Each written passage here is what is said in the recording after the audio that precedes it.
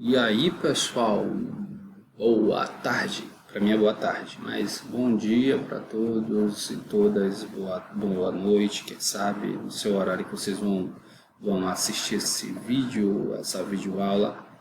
Já comecei gravando aqui.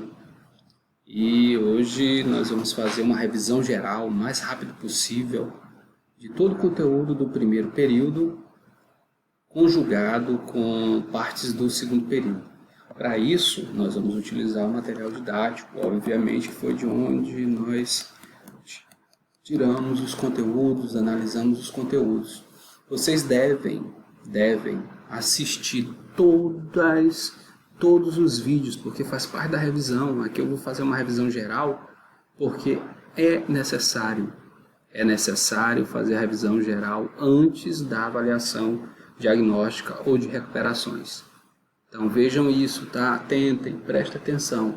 Tem que ser feita uma revisão geral, uma revisão de conteúdos antes de ser aplicado qualquer tipo de atividade ou atividade diagnóstico ou de recuperação. O decreto do Estado, o decreto último do dia 31, definiu que todas as escolas têm até o dia 21, de 10 a 21 desse mês, para fazer as avaliações diagnósticas e depois das avaliações diagnósticas produzir a recuperação, tá? Baixem o decreto ou solicitem um decreto. Tá lá na SEDUC-MA, peguem, porque é o documento oficial da Secretaria de Educação que regulamenta tudo que as escolas têm que fazer, os professores têm que fazer, o que o aluno tem que fazer, o que a gestão tem que fazer, tá ok? É isso que eu quero deixar para vocês. Olha, presta atenção, beleza? Fiquem atentos, tá ok? Então vamos lá, começando. Página 12, vamos falar da geografia das relações internacionais, falar sobre o sistema internacional, Estado, nação, prerrogativa neoliberal, ONU, prerrogativa neoliberal, já coloquei. Vamos falar sobre o que mais? Tratado de Westfália, que foi tratado, discutido, Estado e Nação. Apresentamos o historiador Eric Robesbal, né? Eu não sou da história, mas às vezes tem que ler por necessidade. E aí nós vamos para a página 24, Geografia do Poder Mundial, quando nós tratamos das ordens, ordem multipolar, ordem bipolar, ordem unimultipolar ou unipolar, falamos sobre a Alemanha dividida, depois tratamos sobre a crise dos mísseis, aí trouxemos para cá um pouquinho mais a Alemanha dividida, novos sinais de mudança com a Guerra Fria, falamos desse período da Guerra Fria, da Segunda Guerra Mundial, e depois tratamos da Guerra do Terror, já em uma outra situação. Aí finalizamos os períodos tratando sobre Estados Unidos, a hiperpotência, lembram-se?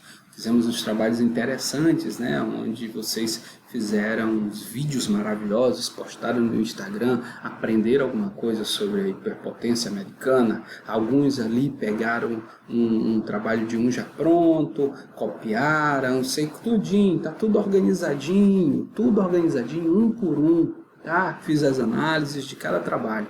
E também depois finalizamos falando sobre a sociedade americana.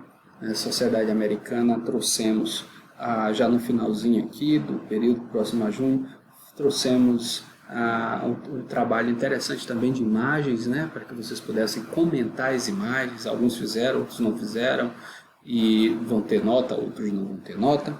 Então gostaria de mandar um abraço aí para a Rian, Gabriela, a Ana Alice,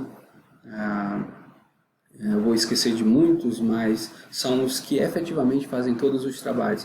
Marcos, grande Marcos, um abraço. Quem mais? Para Ingrid, mandar um abraço também. No momento do abraço eu tenho que fazer a revisão. São tantos, mas vocês é que têm feito todos os trabalhos. Vocês têm feito, a Gabriela efetivamente, mas principalmente Marcos e Rian. Esses, quando começa o trabalho, já entregam em tempo hábil e principalmente Dona Annalise. Ok, vamos lá. Então vamos começando, as mulheres, né, fazendo seu papel, é isso aí, nada de sexo frágil. Vamos lá, geografia das relações internacionais. O sistema internacional, então, ele é composto por estados. São diversos estados, nações. Essa nomenclatura aí de estado-nação já é bem antiga na produção do espaço geográfico. Então, o estado-nação é a mesma coisa que país. O país, ele tem que ter o quê? Uma identidade. Essa identidade se fala da própria população, da sociedade que faz parte dela. Então, essa sociedade tem que ter um idioma, tem que ter uma determinada cultura, tem que ter elementos simbólicos religiosos. E isso permite com que se crie uma identidade, uma ideia de pertencimento. E aí nós temos o Estado-nação, a nação, e o Estado é quando eu tenho o território em si. Mas essa história, ela vem desde o Tratado de Westfália, né? O Tratado de Westfália, como nós temos na página, que ele é do século 1648, quando há essa divisão depois dos feudos, a essa divisão. Olha, o teu território é esse, o meu território é esse. Então tu não pode adentrar no meu. Eu tenho minha soberania, eu tenho minha autonomia para gerenciar essa parte aqui do Estado. Esse território são os elementos que compõem o espaço geográfico. Território, região. Não há Estado sem território. É o caso lá dos curdos. Não há. Eles não têm território. Então, há essas situações, os bascos também, há essas situações que devem ser analisadas. Mas vamos para frente. O Tratado de Westfália, então, ele dá a condição de que os estados, então, se separem e criem-se o que nós temos de mais de 190 países no mundo e outros buscando a sua autonomia. Então, o sistema internacional é composto por isso. Não há, então, nenhum país que se sobreponha aos outros pragmaticamente, teoricamente, assim. Na realidade, pragmaticamente, quando vai para a prática se vê ali, sempre se coloca, existe um país que tem o maior poder econômico e etc., que manda em outros, aí sempre nós temos ali os Estados Unidos. Por isso que tem lá uma parte que fala de hiperpotência. Mas vamos lá. A ONU não é, nenhum país pode se sobrepor aos outros. Nós falamos que nos estudos das relações internacionais nós temos duas linhas, né, de pensamento, duas correntes. A corrente realista e a corrente neoliberal, a corrente hobbesiana, anárquica, que é aquela que fala que o sistema internacional é um campo conflituoso, não há cooperação em nada, e o neoliberal, que é aquela ideia de cooperação entre os países, para que nenhum possa sofrer. Contudo, isso há vantagens, né? Eu não posso emitir minhas opiniões particulares, né? Tem que ser omisso a isso, imparcial, tratando apenas da teoria, dos elementos técnicos que me disponibilizo agora.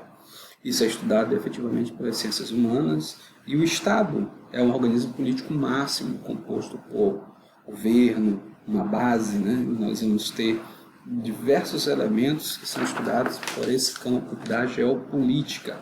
A origem do Estado está ali na Europa, tem o território. Então vocês vão estar analisando a página 15, 16, isso nós estávamos já discutindo no ensino remoto, né? Apontei para vocês e pontuei o Leviatã, pontuei do Thomas Hobbes, e isso é bom vocês analisarem sobre essas interpretações. O Estado e Nação, na página 18, fala-se sobre que não se chega a um consenso sobre o que é, na realidade, nação principalmente. Fala-se em um pedaço muito pequenininho, reconhece a dificuldade, os historiadores, de definir isso. A prerrogativa neoliberal, ela vem lá do neoliberalismo, essa doutrina econômica onde tem duas principais pessoas, dois ícones, podemos falar, Ronald Reagan, presidente dos Estados Unidos, e a Margaret Thatcher, a primeira-ministra britânica, a dama de ferro, que são os líderes que acabaram conduzindo tudo isso que está relacionado à privatização do Estado. O Estado obsoleto, que não proporciona nada a ninguém, contribuindo, acaba sendo, né, necessário vender todo o Estado para que possa ele funcionar em termos de serviço. E aí alguns atores também que surgem, como os organismos internacionais nesse período, do neoliberalismo, década de 70 para cá, a Organização do Comércio e etc., né? No campo da ONU, como nós falamos, o papel da ONU, ela está dividida em diversas secretarias.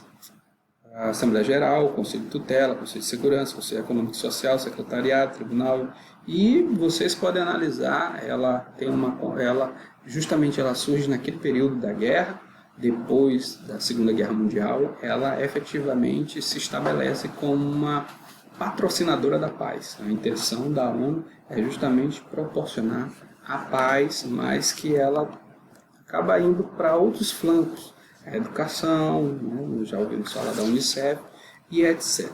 Então vamos lá para frente falar um pouquinho, rapidinho, tem pouco tempo, 5 minutos para falar da noção de ordem mundial. A ordem mundial é aquilo que se estabelece no mundo, que conduz o mundo. A gente ouve falar direto, né? Principalmente quem já ouve falar em iluministas, iluminatas, sempre ouve falar da nova ordem mundial. Isso quem falou, de certa forma, George Bush, depois da Guerra do Golfo, ele disse uma nova ordem mundial surge. Mas nós tivemos uma ordem mundial chamada de multipolar, com diversos países que conduziam o sistema econômico, político e social mundial. Depois nós tivemos uma ordem bipolar, quando então a guerra e a cisão, a divisão da Alemanha, quando há toda essa divisão da Alemanha em áreas, para a França, para a Inglaterra e para os Estados Unidos e União Soviética. E aí nós temos dois polos, né? Bipolaridade, ordem mundial bipolar, dois polos de poder, União das Repúblicas Socialistas Soviéticas e Estados Unidos, capitalismo, Estados Unidos, e socialismo pregado pelos soviéticos, o Exército Vermelho, a Vladimir Lenin, Leonov Lenin, fiz um trabalho com vocês também, alguns fizeram a biografia, Stalin, Nikita Khrushchev, Trotsky, essas pessoas, Leon Trotsky, que foram representantes. Então não se esqueçam de quando tratarmos da Guerra Fria, da ordem bipolar, nós temos pessoas como Winston Churchill, primeiro-ministro britânico, que estabeleceu lá aquele termo, né, da cortina de ferro que tinha se estabelecido. Então, o plano Marshall, o plano Truman, né, que foi necessário para restabelecer a ordem econômica dos países europeus que tinham sido destroçados pela Segunda Guerra Mundial. Então nós vamos ter alguns sinais de mudança, e essas mudanças efetivamente levaram à queda do Muro de Berlim e ao desprendimento dos países que estavam presos a uma ideologia socialista comunista. Não chegaram nem ao comunismo, nem tampouco chegaram ao socialismo real. Tá? Quer dizer, ao socialismo utópico, ao socialismo marxista. Chegaram ao socialismo real, na prática, que foi justamente o que a gente conhece. A população ficou necessitada, a população não teve nada, e uma ordem nova foi reorientada, já que para os anos 2000, quando teve a guerra ao terror, né, nós vimos falar a busca pelos fundamentalistas do Talibã, da Al-Qaeda, e aí nós temos ali aquela figura do médico saudita Osama Bin Laden, que todos conhecem, barbudão.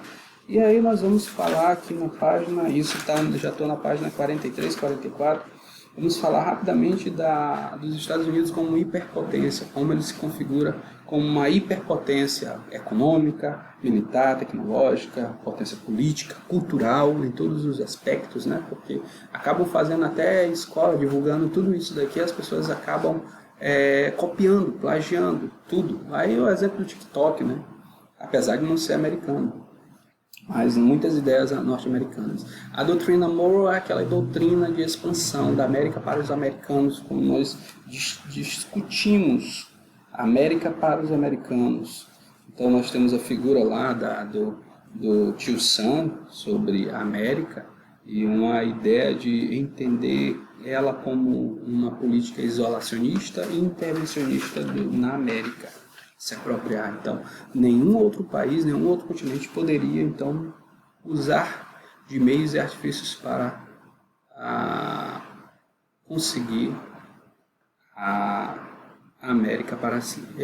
Meu tempo está acabando, mas eu quero que vocês leiam o restante, a questão do destino manifesto, da doutrina do Big Stick, né, o corolário Roosevelt, os recursos naturais dos Estados Unidos, e qualquer dúvida vocês podem enviar um e-mail para mim, Alex, Vocês têm o meu e-mail, na realidade. Então, façam essa revisão, leiam, assistam todos